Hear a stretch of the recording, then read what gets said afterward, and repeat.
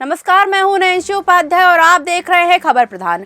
पश्चिम बंगाल की राजनीति में एक बार फिर शब्दों की जंग तेज हो गई है। विधानसभा के अंदर एक ऐसा बयान आया जिसने सत्ता और विपक्ष के बीच टकराव को और बढ़ा दिया। भ्रष्टाचार, अवैध संपत्ति, घुसपैठ और राजनीतिक भविष्य को लेकर किए गए दावों ने सियासी माहौल को और गर्मा दिया है। शुभेंदु अधिकारी ने तृणमूल कांग्रेस की पूर्व मुख्यमंत्री ममता बनर्जी और अभिषेक बनर्जी पर तीखा हमला कर कहा कि अब पुरानी राजनीति का दौर खत्म हो चुका है और कई बड़े राजनीतिक अध्याय बंद होने वाले हैं। विधानसभा में बोलते हुए शुभेंदु अधिकारी ने टीएमसी के भीतर की राजनीति पर भी सवाल उठाए।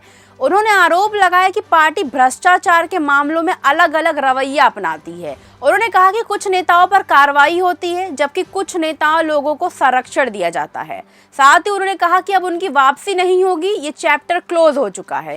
साथ ही उन्होंने कहा कि सरकार ऐसा बिल लाने जा रही है जिससे भ्रष्टाचार से जुड़ी संपत्तियों की नीलामी की जा सकेगी।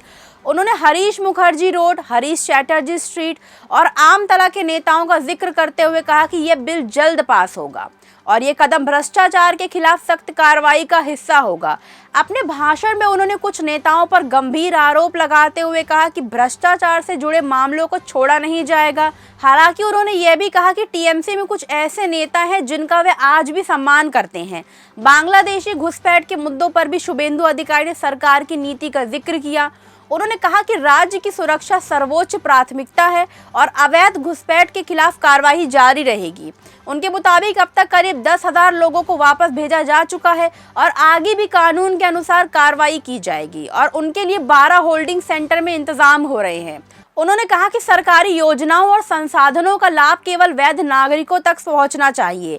साथ ही उन्होंने यह भी दोहराया कि किसी भी भारतीय नागरिक के साथ भेदभाव नहीं किया जाएगा, चाहे वे किसी भी समुदाय से जुड़ा हो। शुभेंदु अधिकारी के इन बयानों के बाद पश्चिम बंगाल की राजनीति में नया विवाद खड़ा हो गया है। अब देखना होगा कि टीएमसी इन आरोपों का क्या जवाब देती है और आने वाले दिनों में यह सियासी टकराव किस दिशा में जाता है। वीडियो अच्छा लगा हो तो लाइक कीजिए, शेयर कीजिए और कमेंट बॉक्स में हमें ज़रूर बताइए।